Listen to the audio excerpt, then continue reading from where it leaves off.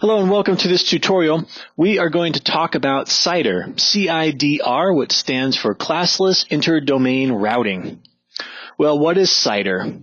Particularly, it's a couple of things. It's a way to administer network IPs, which is often used by ISPs, Internet Service Providers.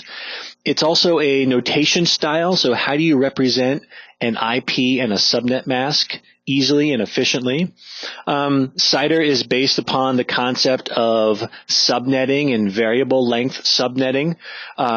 We get into variable length subnet masks further down the CCNA studies. For now, we embrace the concept of static length subnet masks.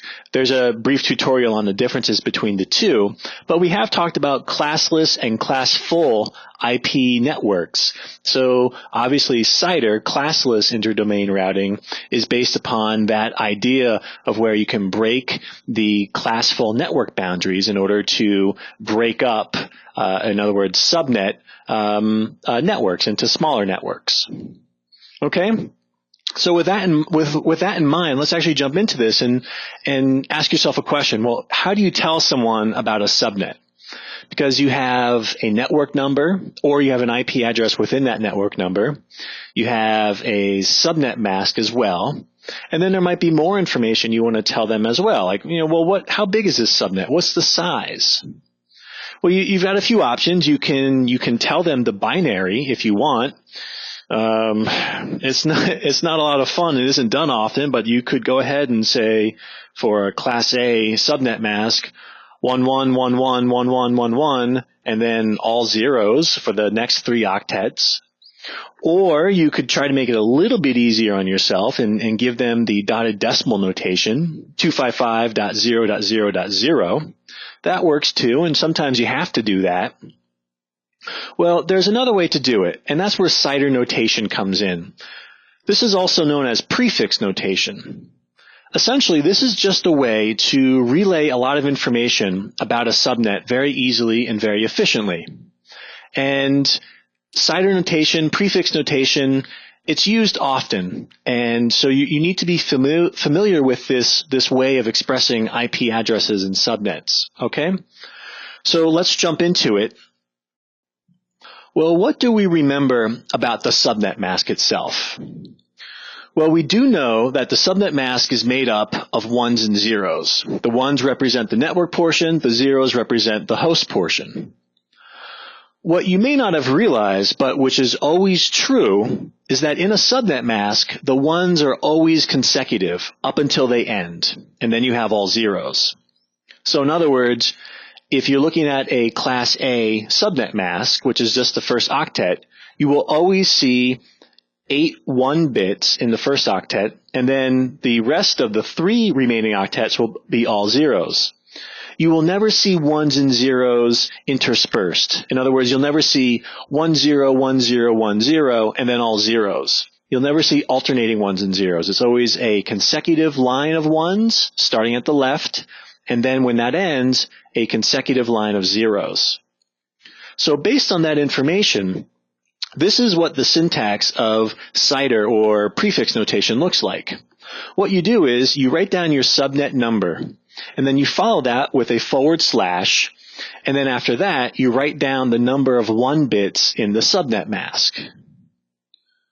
So here's an example of that. 10.0.0.0/8. So by the first octet, we know that this is a class A network address. And what do we know about the class A's? We know that the first octet is dedicated to the network portion, and it's the entire octet, which means all 8 bits are going to be in the 1 position. Well, that's exactly what we've indicated here after the /. And if we take a look at the binary of the subnet mask, we see just that. So we've counted the first octet we know is 8 bits, and we've listed that after the subnet number. Well, this is actually telling somebody, us or whoever you tell this to, a lot of information. Because you know the number of subnet bits in the mask, the number of ones. That means you know how big the host portion is automatically, because a subnet mask is 32 bits in its entirety. So if you're telling somebody how many 1 bits are in the subnet mask, and here there are 8, then all they have to do is subtract 8 from 32 to get 24, which equals the remaining 3 octets of zeros. So not only do you tell them how many 1 bits, but indirectly you're telling them how many zeros are in the subnet mask as well. And then we can take this even a step further. If you know how many zeros there are, then you can figure out how big this subnet is. Let's take a look at a few more examples to better familiarize you with this concept. Let's look specifically at the network classes. And in fact, we just looked at a class A. So this 10.0.0.0/8 would commonly be referred to as a /8. If we look at the class B, we have a 172.16.0.0, and it is a /16. So that means we know that the first 2 octets are dedicated to the network portion, which means both octets are going to have 8 ones in the bit positions. If we total them up, we have 16 in total. And you can see how it follows. Now in the class C, we know class Cs have the first 3 octets dedicated to the network portion, which means all first 3 octets will have 1s in them. 8 times 3 equals 24, and here we have a /24. So this is very straightforward, especially when we talk about the classful networks that have not been subnetted. But you know what? It's actually really straightforward when we look at subnets that have been subnetted. So let's take an example there. Let's say our network number is 192.168.1.0, and our subnet mask is 255.255.255.240. Well, how would we express that in prefix notation? Well, quite simply, all we need to do is count the number of 1s in the subnet mask. So 255 in the first octet, what does that mean?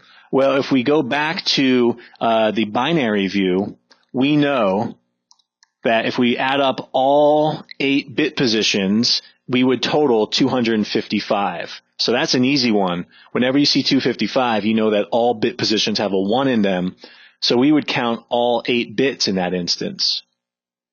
Now, this particular example, the next 2 octets are the same. So right off the bat, we know we have 8 more bits in each octet to count. Well, then what about this last octet? We have 240 there. Well, once again, we need to go back to our understanding of the value of the different bit positions. So we have 8 bits, and if we were to write them out for the 4th octet, it would look like this: 1, 2, 3, 4, 5, 6, 7, 8. If we add up the values of these first 4, it would equal 240. So for the 4th octet, we really just have 4 bits to count because we have 4 1s there.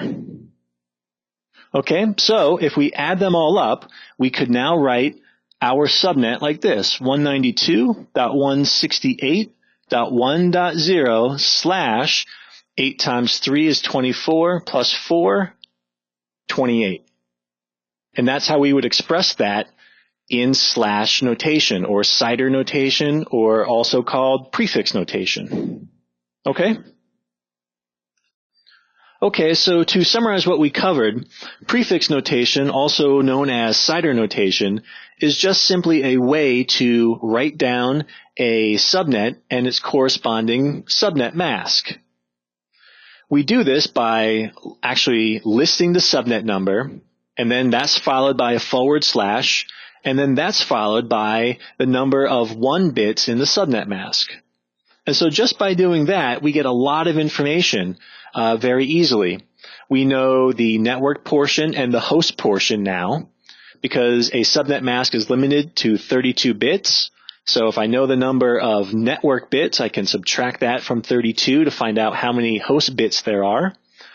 So I know I know what the subnet mask looks like, and then I can convert that to decimal. Also, because I know how many host bits are at 0 in the subnet mask, I can then go ahead and figure out how many hosts are in that particular subnet. How big is it? What is the size? All right, so that's it. That is CIDR. Thanks for watching, and practice IP addressing every day.